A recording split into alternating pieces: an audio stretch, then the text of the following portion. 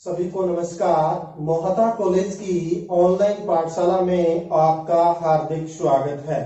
तो देखिए, आज हम पढ़ने वाले हैं यानी पर्वतों के निर्माण से संबंधित दूसरा जो सिद्धांत है, आर्थर होम्स का सैवेन तरंग सिद्धांत। तो क्योंकि हमने कल डिस्कस किया था, बीए टॉपिक है वो बीए पार्ट फर्स्ट के साथ साथ एमए परिवेश ज्योग्राफी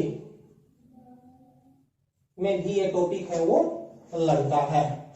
तो क्योंकि इससे पूर्व हमने क्या है यानी पृथ्वी की आंतरिक शक्तियां कौन सी हैं, पृथ्वी की आंतरिक संरचना वाला टॉपिक किया था, तो वो टॉपिक इससे रिलेटेड है। तो उन टॉपिकों का भी आप अवलोकन करें। तो इसके अंदर हम देखते हैं कि जो कल हमने पढ़ा था कोबर का पर्व यानी भूसन्नति सिद्धांत, तो कोबर के भूसन्नति सिद्धांत में कुछ कमियां थी जिसको आर्थर होम ने उसे संशोधित कर अपना एक नया सिद्धांत दिया, सैवेन तरंग सिद्धांत। तो सैवेन तरंग सिद्धांत है क्या, कौन से कारकों के आधार माना है इन्होंने, क्या क्या इसके सिद्धांत की विशेषताएं हैं और इस सिद्धांत में कौन कौन सी कमियां हैं, उन पर हम डिस्कस करेंगे। तो देखिए, उससे पूर्व हमने देखा था कि कोबर ने क्या माना कि यानी एक भूसन्नति होती है जो तंग संगठित मुख्य रूप से क्या यानी जलीय गर्त होता है और जिसमें मलबा का जमाव होता है और दशा होने से यानी संपीड़नात्मक बल कह दो या संकुचनात्मक बल की वजह से पर्वतों का निर्माण होता है, वलित पर्वतों का निर्माण होता है। वहीं कोबर क्या कहता है कि इन्होंने अपने जो सिद्धांत का जो आधार माना है वो माना है रेडियोधर्मी पदार्थ। रेडियोधर्मी पदार्थ भी पृथ्वी के आंतरिक भाग में इन्होंने बताया कि पृथ्वी के अंदर क्या है यानी दो प्रकार के मंडल पाए जाते हैं, दो परतें इन्होंने बताई है। इसमें एक में तो इन्होंने बताया कि ऊपर वाली जो परत होती है वो तो बेसिकली होती है क्रस्ट। वो क्रस्ट है ये ठोस अवस्था में बताई। इसने क्या बताया कि जो हमारी पृथ्वी है इसका ऊपरी भाग है ठोस पदार्थों से बना है और इसमें रेडियोधर्मी पदार्थ है जिसमें यूरेनियम है, थोरियम है और मुख्य पोटेशियम है, जैसे कई रेडियोधर्मी पदार्थ है वो पाए जाते हैं। और इन रेडियोधर्मी पदार्थों से क्या है यानी ऊष्मा का अथाह संचार होता है जिससे क्या होती है सैवेनीय तरंगें उत्पन्न होती है। तो इन्होंने अपना रेडियोधर्मी यानी पदार्थों के आधार पर सैवेनीय तरंगों से यानी इन वलित पर्वतों की उत्पत्ति बताई है। वहीं कोबर देखें तो उन्होंने कहा कि क्षैतिज संपीड़नात्मक बल लगता है, क्षैतिज संकुचनात्मक बल लगता है, जिसके कारण क्या है वलित पर्वतों की उत्पत्ति यानी उन्होंने बताई है। उन्होंने कहा बीच वाला जो मंडल है वो अधस्तर का है। इसने क्या कहा है, अधस्तर के रूप में परिभाषित किया है और इसको उन्होंने तरल अवस्था में बताया है यानी द्रव्य अवस्था में इसने बताया है।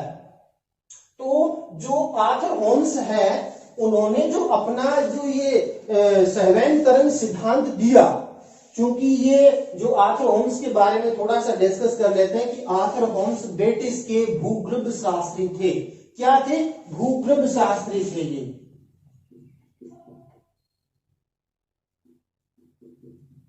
तो चूंकि इन्होंने पृथ्वी के आंतरिक भाग का अवलोकन किया, अध्ययन किया था, तो उन्होंने जो अपना सिद्धांत दिया कौन सा, सैवेन तरंग सिद्धांत। तो यह सैवेन तरंग सिद्धांत दिया 1928-29 के अंदर। तो सर्वप्रथम तो ये आ जाता है कि वलित पर्वतों की उत्पत्ति से संबंधित सैवेन तरंग सिद्धांत का प्रतिपादन किसने किया यानी ब्रिटिश अर्थ यानी भूगर्भ शास्त्री आर्थर होम्स ने। कब दिया? 1800 यानी 1928-29 के अंदर अपना सैवेन तरंग सिद्धांत है वो प्रमुख रूप से दिया। उन्होंने क्या माना कि पृथ्वी के अंदर यानी दो परतें पाई जाती है, ऊपर वाला यानी क्रस्ट है जो ठोस अवस्था में है, इसमें रेडियोधर्मी पदार्थ यूरेनियम, थोरियम, पोटेशियम और जैसे कई रेडियोधर्मी पदार्थ पाए जाते हैं, उसकी वजह से यानी अथाह ऊष्मा का संचार होता है। दूसरा उसने बताया कि आंतरिक भाग है अजस्तर है वो तरल अवस्था के अंदर पाया जाता है। तो इसके आधार पर यानी मुख्य रूप से आर्थर होम्स ने अपना सैवेन तरंग सिद्धांत दिया।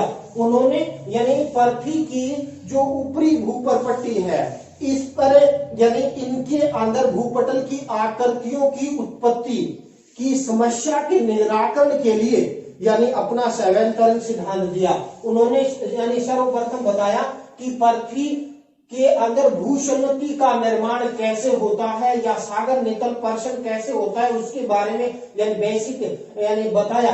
तो प्रथम जो डायग्राम है और सेकंड डायग्राम के अंदर हम देखते हैं तो उन्होंने प्रथम डायग्राम में क्या बताया कि सर्वप्रथम यानी पृथ्वी के आंतरिक भाग में जो रेडियोधर्मी पदार्थ हैं उन रेडियोधर्मी पदार्थों से अथाह ऊष्मा का संचार होता है जिसके कारण यानी सैवेनीय तरंगे ऊपर भू क्रस्ट से टकराती है नीचे रेडियोधर्मी पदार्थों से उत्पन्न होने के बाद और जिसके कारण प्रथम अवस्था के अंदर क्या होगा भूपटल पर टकराएगी। टकराने के बाद वो उनकी दिशा क्षैतिज हो जाती है लेकिन इस भूपरपट्टी पर जब टकराएगी तो यहाँ क्या होगा यानी ऊपर वाला पटल है उसके अंदर यानी प्रसरण होगा। तो इन्होंने बताया कि सागर तल का जो प्रसरण है वो इसी प्रकार से हुआ है यानी सागर की जो तली है उसका प्रसरण इन सैवेनीय तरंगों की वजह से मुख्य रूप से होता है।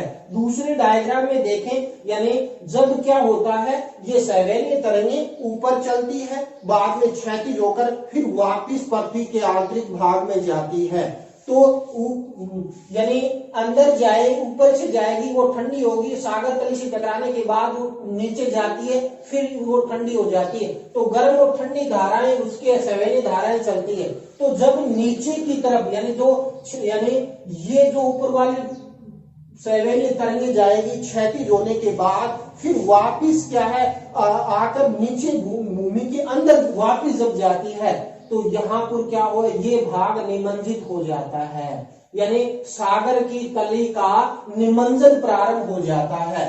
और ये कब होगा जब पवने आरोही क्रम के अंदर यहाँ तो आरोही क्रम के अंदर चल रही थी यानी ऊपर से नीचे के चलकर और क्षैतिज हो जाती है तो वहां पर क्या सागर तली का प्रसरण होता है और यहाँ देखें तो यानी पवने आमने सामने आकर भूमिगत होती है तो यहाँ अवरोही क्रम के अंदर यानी स्थलखंड का निमंजन होता है जिससे भूसन्नति का निर्माण होता है।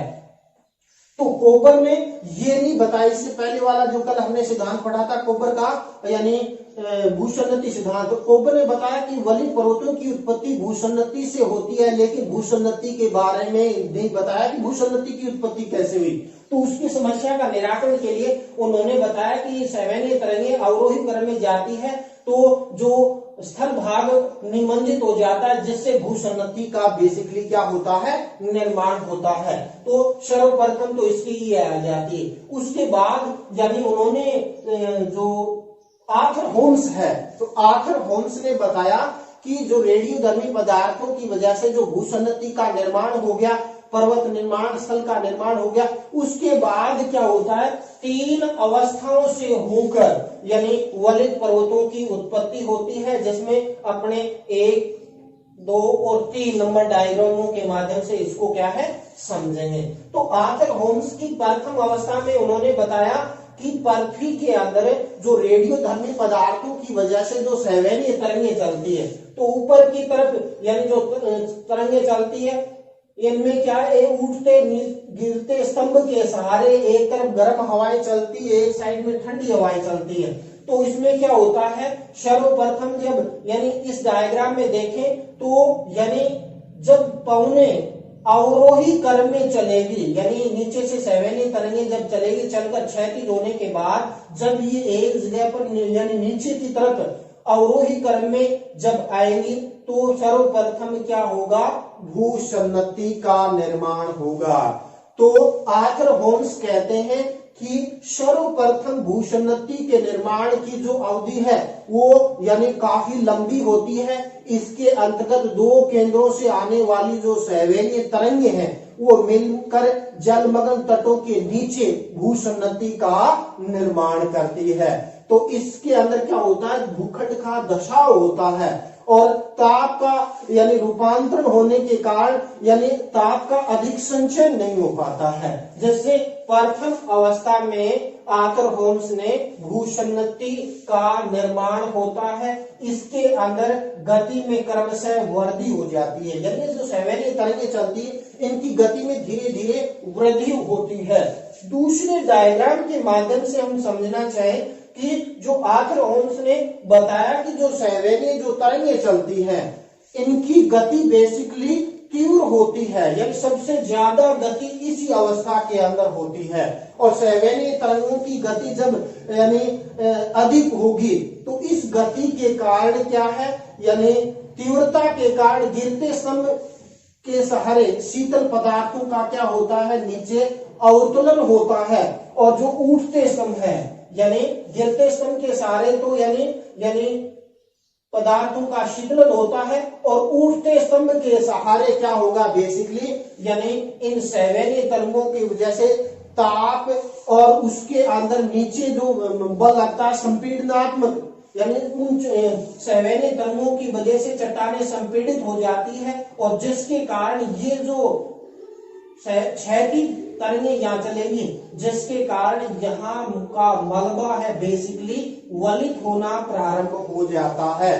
तो द्वितीय अवस्था में आर्थर होम्स ने क्या कहा कि सेवेनिय तरंगों की गति है वो बेसिकली यानी अत्यधिक तीव्र होती है, इसके अंदर समय कम लगता है, तरंगों की गति में तीव्रता के कारण क्या है, गिरते स्तंभ का तो शीतल पदार्थों का अवतरण होगा, लेकिन उठते जो स्तंभ में तप्त पदार्थों का प्रवाह इसमें यानी क्षैतिज संपीड़नात्मक बल के कारण क्या है, वलित पर्वतों का निर्माण है वो प्रारंभ हो जाता है। तो द्वितीय अवस्था में वलित पर्वतों की उत्पत्ति होती है। इसमें आर्थर होम्स ने बताया कि जो क्षैतिज सेवेनिय यानी तरंगें जो उठती है गिरते और उठते स्तंभ के सारे, तो क्योंकि जब नीचे जाती तो मैंने बताया अधः स्तर है, तो अधः स्तर से टकराएगी तो ठंडी हो जाएगी, और ऊपर से आएगी जो गर्म होगी, तो गर्म और ठंडी धाराओं का सर्किल चलता है, जिसको उसमें उठते हुए गिरते स्तंभ के रूप में मुख्य रूप से क्या है परिभाषित है वो किया है।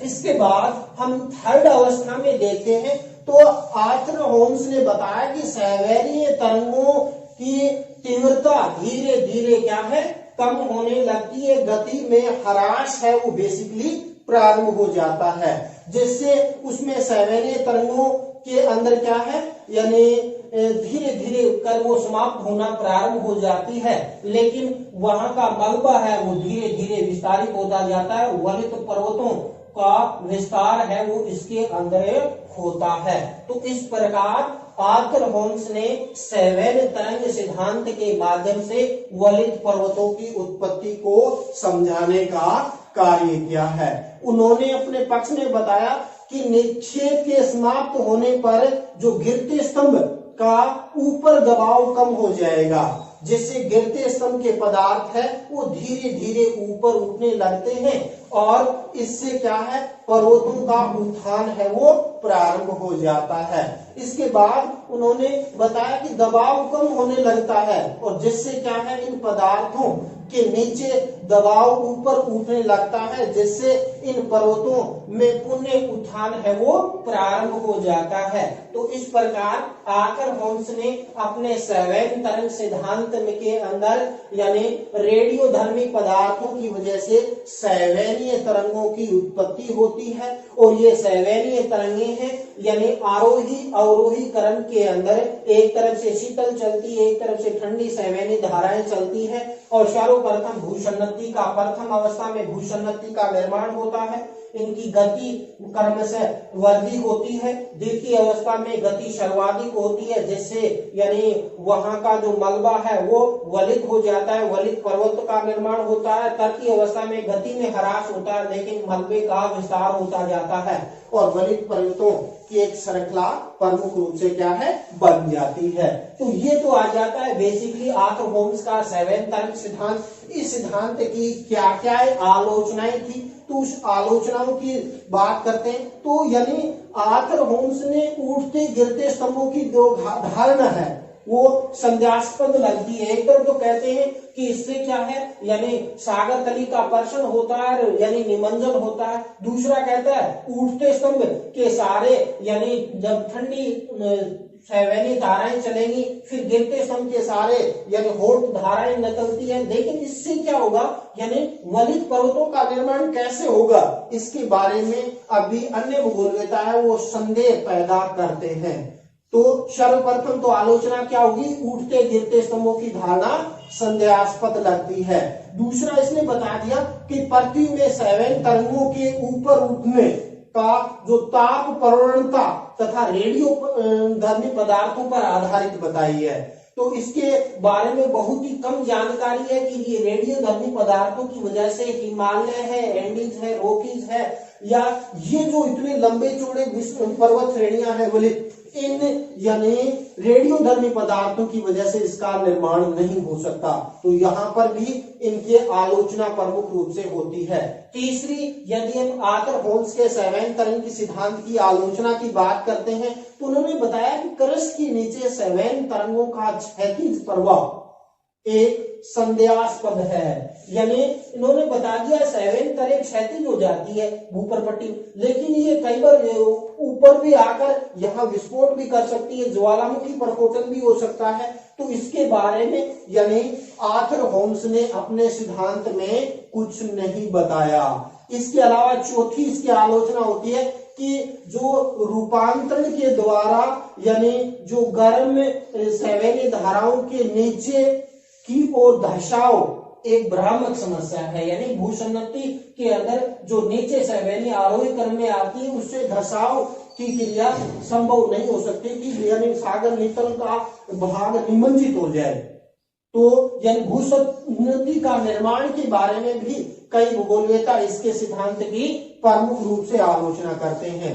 इसके अलावा इनके सिद्धांत की यदि आलोचनाओं की बात करते हैं तो वह सैवैन तरंगों का आविर्भाव से महाद्वीपों के नीचे कुछ सीमित केंद्रों पर ही पाया जाता है, लेकिन ये वलित पर्वत तो बहुत से क्षेत्रों में पाए जाते हैं। तो यानी ये क्रिया संभव नहीं हो सकती कि सैवैनी तरंगों की वजह से इन वलित पर्वतों की उत्पत्ति हो जाए। तो यहाँ पर भी इसके सिद्धांत की आलोचना होती है। इसके अलावा यानी आरोही क्रम के अंदर यानी सैवैनी तरंगें नीचे मुड़कर जो क्षैतिज रूप में चलकर ऊपर से नीचे चलती है, तो इसके बारे में भी यानी इन्होंने बताया कि सैवैनी तरंगें ऊपर आती है फिर क्षैतिज हो जाती है, तो क्षैतिज की अपेक्षा ये ऊपर की तरफ भी बढ़ सकती है। जैसे ज्वालामुखी विस्फोट प्रस्फोटन हो सकता है, ज्वालामुखी पर्वत का निर्माण हो सकता है। उन्होंने कहा बस यानी भूपृष्ठ के नीचे जाकर ये क्षैतिज हो जाती है, लेकिन सीधी भी जा सकती है। तो इसके बारे में भी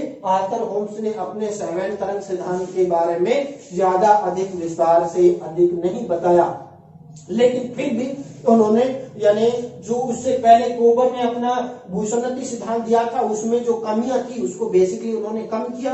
उन्होंने कहा भी संकुचनात्मक बल की अपेक्षा यानी रेडियोधर्मी पदार्थों की वजह से सैवैनी तरंगें चलती है और पृथ्वी में अथाह मात्रा में रेडियोधर्मी पदार्थ है, उससे अथाह मात्रा में उष्मा का संचार होता है। तो इसके बारे में भी एक संदेह को उन्होंने दूर किया और भूसन्नति के निर्माण की संकल्पना को यानी साकार किया कि भूसन्नति इस प्रकार से निर्माण होती है। और कहें कि ये सिद्धांत वर्तमान समय में भी प्रासंगिक है और इसी कारण ये यानी बीए पार्ट फर्स्ट और एमए के अंदर पढ़ाया जाता है और विभिन्न यानी कंपटीशन एग्जामों में इससे संबंधित प्रश्न है वो पूछे जाते हैं। तो ओवरऑल हमने आज आर्थर होम्स का सैवैन तरंग सिद्धांत देखा। यानी आर्थर होम्स और कोबर के पर्वत निर्माण सिद्धांत में यदि थोड़ा सा अंतर देखें तो कोबर का पर्वत निर्माण सिद्धांत है वो बेसिकली संकुचनात्मक बल पर आधारित है, वहीं आर्थर होम्स का सैवैन तरंग सिद्धांत है वो रेडियोधर्मी पदार्थों की वजह से सैवैनी तरंगों का निर्माण होता है। वहीं कोबर ने क्या बताया, दो ठोस भूखंड के अंदर, भूसन्नति के अंदर मलबा जमता है, फिर इसमें आमने सामने की भिड़ते हैं जिसकी वजह से मलबा उलित होता है। ये कहता है कि सैवनीय तरंगों के अंदर यानी अवरोही आरोही क्रम के अंदर ये चलती है और उठते गिरते स्तंभ के सहारे यानी 3 चरणों के अंदर प्रथम अवस्था, द्वितीय अवस्था और तृतीय अवस्था से होकर यानी इन वलित पर्वतों की उत्पत्ति होती है। प्रथम अवस्था में इसने बताया भूसन्नति का निर्माण होता है, द्वितीय अवस्था में उन्होंने बताया कि वलित पर्वत का उत्थान प्रारंभ हो जाता है, तृतीय अवस्था में यानी वो उत्थान यानी पूर्ण हो जाता है। तो इस प्रकार यानी